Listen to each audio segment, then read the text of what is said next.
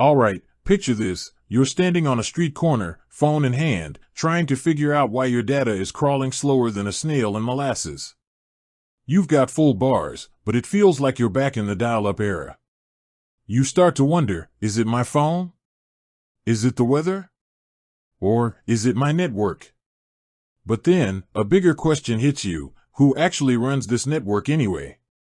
Specifically, if you're in Canada, you might be asking, which cell providers really use Rogers?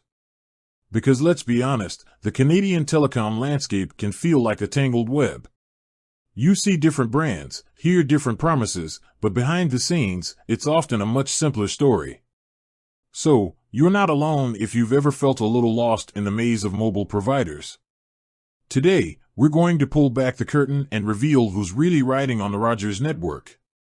Now, before we dive into the nitty-gritty, let's establish some context. Why does this matter?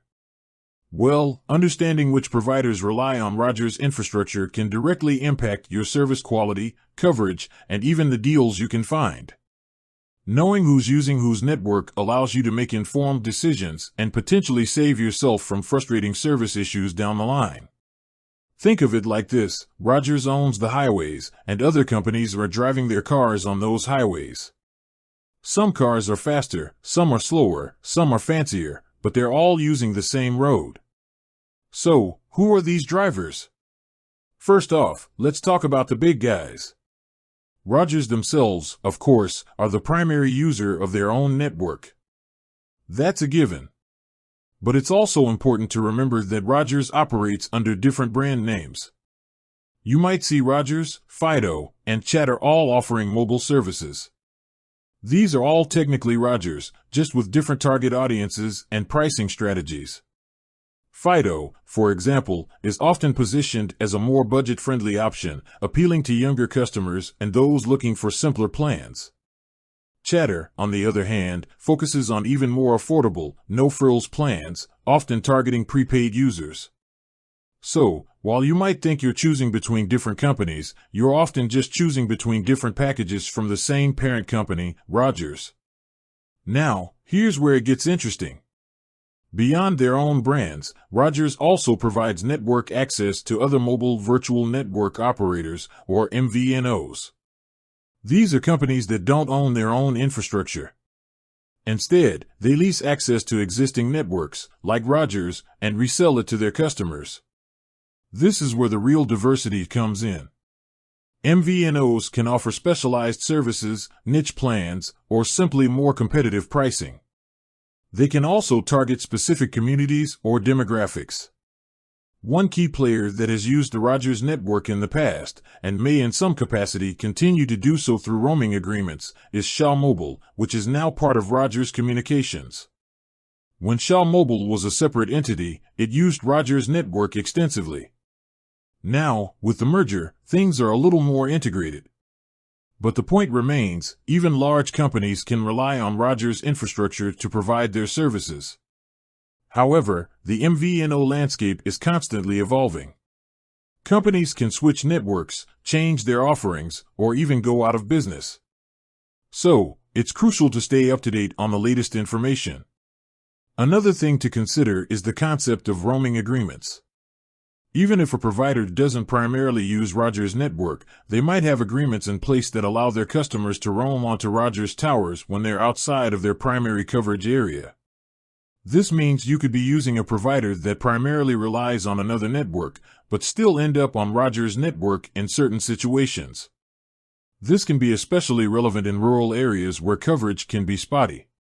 Roaming agreements help ensure that customers have access to service even when they're far from major urban centers. Now, let's talk about the implications of all this.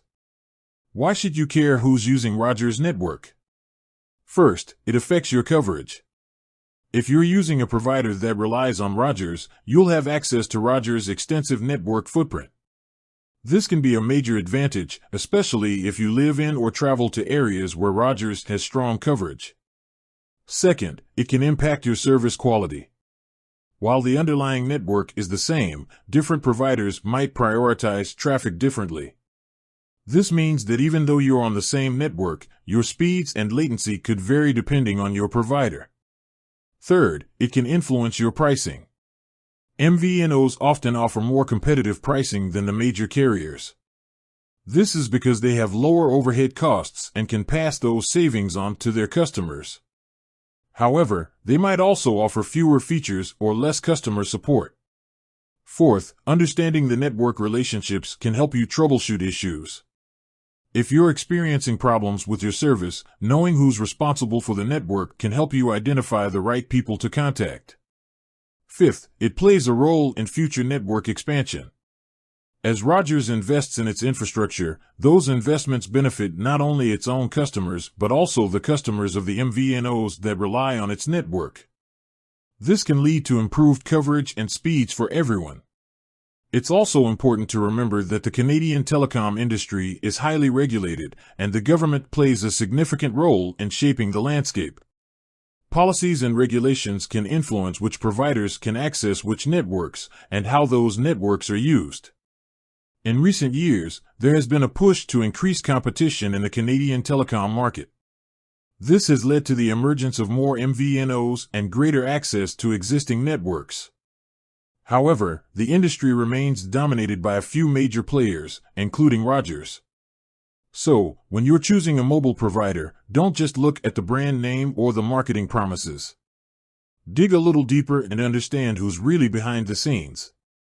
Ask questions like, who owns the network? What are the roaming agreements? What are the service priorities? By understanding the network relationships, you can make informed decisions and choose a provider that meets your needs and budget. You can avoid getting caught up in the marketing hype and focus on what really matters: reliable service and good value. And remember, the telecom landscape is constantly changing. New players are emerging, existing players are merging, and technology is evolving. So, stay informed and keep an eye on the latest developments. Ultimately, the question of which cell providers use Rogers is more than just a trivia question. It's a question that can help you navigate the complex world of mobile services and make smart choices. With that said, thanks for watching, and until next time.